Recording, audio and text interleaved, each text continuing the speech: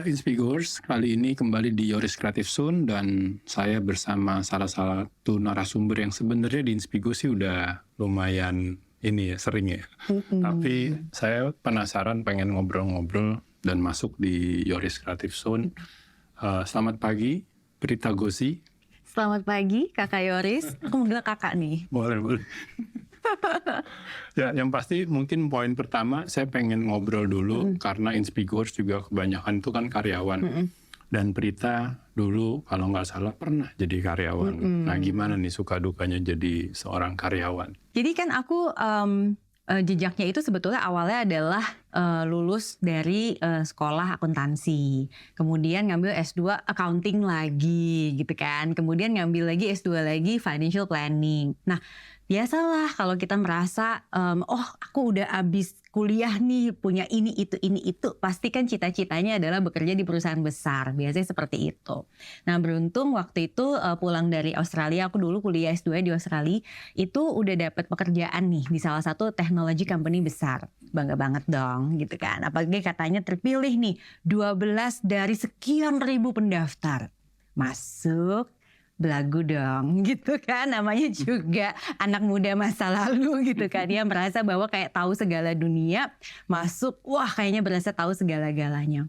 Pas masuk ternyata di situ saya menyadari nomor satu ternyata saya nggak tahu segala-galanya ya. Itu benar-benar pelajaran pertama banget yang namanya kita tuh kalau bekerja di perusahaan yang mungkin sudah cukup besar secara sistem established, apalagi kan dia multinasional.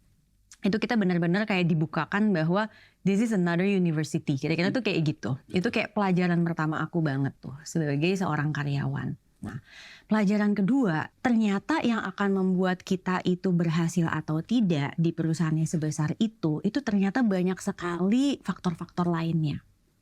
Long story short, aku bukan termasuk istilahnya karyawan yang fast inilah gitu kan.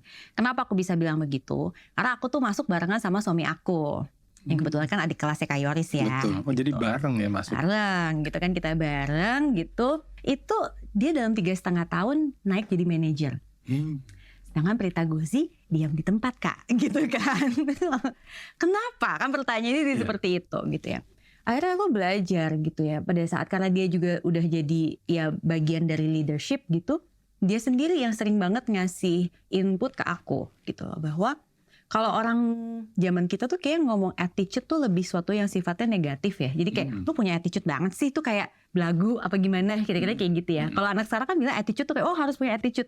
Nah, aku tuh mau share bahwa zaman kita itu dulu mungkin bilang attitude tuh berarti kamu tuh kayak susah diatur lah, belagu apa segala macam. Nah, ternyata aku orangnya seperti itu pada saat itu. Sehingga kayak pada saat kita bekerja di tim, aku sih perform gitu ya, dapat target juga achieve segala macam. Tetapi secara teamwork itu ya I don't think that people like bekerja sama aku gitu loh. Jadi akhirnya aku pun ditanya mau pindah bagian nggak gitu kan. Tuh pertama itu istilahnya kayak kamu tuh kayaknya udah males banget kerjain hal-hal di sini gitu ya. Terus kayak aku tuh kerja mindsetnya adalah ya udah kan gue digaji segini, gue lembur nggak dibayar, ya udah gue begini aja, istilahnya kayak gitu.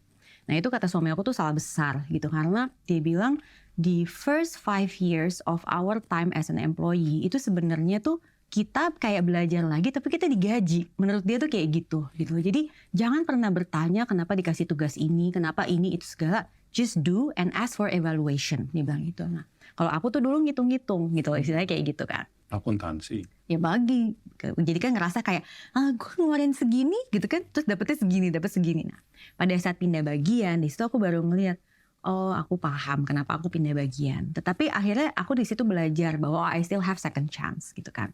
Aku pindah bagian, aku memang lebih masuk ke bagian yang sifatnya financial. Kalau sebelumnya tuh aku ngerjain teknologinya, jadi kayak bayangin ya anak accounting terus dilempar ke teknologi kan belajar lagi, terus kayak aku tuh ngerasa bahwa giliran aku datang, aku ditanya sesuatu yang aku nggak ngerti, tuh kayak aku kesel sendiri gitu. Karena kayak kenapa sih gue mesti belajarin kayak gini kan harusnya kerjaan gue cuman ini, tapi ternyata kan nggak bisa gitu. Jadi akhirnya aku paham pada saat aku dipindahin ke bagian finance gitu.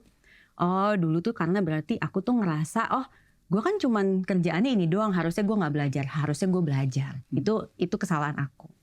Di pelajaran ketiga ini aku dapat ternyata di perusahaan besar kalau kita melakukan sesuatu itu sistem tuh sudah acknowledge kita. Jadi bayangin ya, di momen itu aku dapat kayak semacam Bravo Award untuk hal yang sebenarnya bukan jadi job desk aku. Aku dapat itu. Terus aku bahkan dikirim waktu itu kayak ada regional meeting apa segala macam. Nah, baiknya adalah orang yang aku bantu bilang bahwa gue udah keseringan pergi, lo aja deh gantian gitu. Jadi akhirnya di sini di sini tuh memang if you do good gitu, you will be acknowledged anyway gitu, tanpa harus ngasih tahu ke semua dunia bahwa ini gue ngerjain gitu, karena akan direcognize dengan sendirinya. Itu di perusahaan yang besar ternyata seperti itu gitu. So dari situ aku benar-benar mempelajari 3 hal itu ya, dan itu kayaknya buat aku sebagai employee itu suatu hal yang menjadi modal dasar banget sampai akhirnya aku memutuskan untuk punya usaha sendiri. Jadi sebenarnya dari perusahaan besar itu next step-nya buat Prita tuh adalah bikin usaha sendiri. Yes. Jadi pengalaman kerja di satu perusahaan. Tapi bayangin, satu perusahaan gue udah ngerjain banyak hal. Bener-bener dari sales gue kerjain nih gitu kan ya. Aku kerjain dari sales terus pindah ke finance. Jadi itu bener-bener front end dan back end kan. Dan itu bener-bener pas aku di finance itu sampai akte notaris aja tuh aku juga pegang gitu, aku tahu gitu loh. So pada saat aku akhirnya terjun membuat usaha sendiri itu kayak aku tuh kayak udah lengkap aja gitu loh. Cuman satu yang aku nggak punya, people management skill. Nah sekarang inspirasinya karena kan akhirnya dirimu mendirikan perusahaan sendiri. Kalau buat Inspigoers di saat sekarang nih 2023, how long is too long? To be honest with you, aku nggak pengen jadi pengusaha. Oh gitu. Yes, aku tipe orang yang seneng dapat gaji tiap bulan. Kalau gue cuti gue dibayar. Kalau gue sakit ada yang bantuin ganti. Oh gitu. Yes. Terus pertanyaannya kenapa Prit kamu jadi punya usaha kan gitu ya? Ya namanya juga waktu saya jadi karyawan meskipun saya belajar udah dapat Bravo Award dan lain-lain, tetap aja Prita masih terlalu muda kayaknya. Jadi tetap aja kayaknya ngeselinnya masih ada gitu kan. Jadi menariknya adalah pada saat aku dulu punya anak kedua, itu ternyata pekerjaan aku tuh kelempar ke regional. Nah, di situ aku dihadapkan pada sebuah pilihan. Aku mesti move ke Singapura atau aku tetap di Indonesia. Of course pilihan move ke Singapura it's not an option for me gitu kan. Dan kalau kamu tetap di Indonesia, aku dihadapkan pada pekerjaan yang mungkin bukan aku menyepelekan kerjaan tersebut, tetapi buat aku kayak ya nggak ada ininya lah gitu kan. Tapi aku masih suka dapat gaji kayoris ya kan, jadi masih bertahan gitu. Tapi pada saat momen bertahan itu akhirnya aku ditanya gitu ya, Prita sama keluarga aku gitu, ngapain sih kamu bertahan di sesuatu yang kamu kayak ilmunya itu juga nggak akan kepake banyak lah, kasar kata kayak gitu. Nah di situ bapak aku tuh bilang, tolong kamu bikin usaha buat keluarga gitu. Pakai ilmu si financial planning itu. Kenapa? Karena menurut bapakku ilmu financial planning itu tuh bakal dibutuhin banget sama banyak orang. Terus untuk kerja sama orang pun juga pilihannya nggak ada. Perusahaan-perusahaan financial planning saat itu mungkin bisa dibilang nggak ada lah. Jadi dia bilang start a new one, but start the good one. Dia bilang gitu. Dia nggak ngomong viral atau apa, tapi yang benar ya, karena ilmunya harus benar, dia bilang. Oke, ya udah. Jadi akhirnya aku pengusaha jadi gara-gara itu Kak Yoris. Dan aku benar-benar merasa bahwa momen dimana aku harus memutuskan itu luar biasa berat.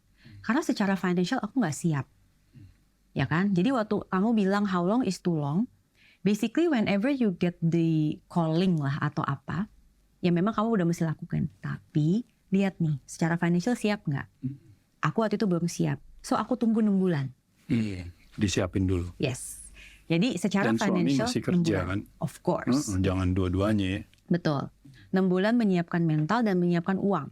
Jadi yang aku lakukan adalah gaji aku gak boleh dipakai buat pengeluaran. Tetapi aku masukin semuanya ke tabungan dana darurat. Dan aku di situ ngetes. Bisa gak sih kita hidup dengan hanya satu penghasilan aja. Yaitu dari suami aku. Karena aku sadar yang namanya pengusaha kita nggak tahu nih kita dapetin penghasilannya kapan. Ternyata 6 bulan berhasil gitu kan. 6 bulan berhasil ya udah bismillah aku resign gitu dan aku start my si new company dan aku jadi CEO dong. Chief Everything Officer. Segala-gala juga gue yang ngerjain gitu kan ibaratnya.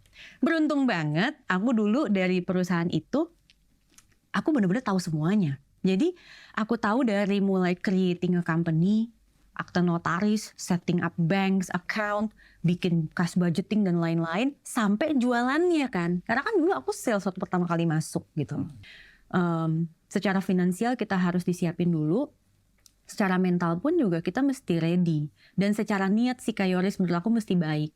Karena aku kalau niatnya nggak baik ya, usaha apapun menurut aku sih bubar aja gitu loh. Mungkin cepet naik tapi bisa cepet turun. Nah, kita sampai detik ini alhamdulillah nggak ada investor dari luar, jadi benar-benar semuanya bootstrap gitu, dan kita udah 13 tahun alhamdulillah bertahan, dan alhamdulillah setiap tahun itu kita profit gitu.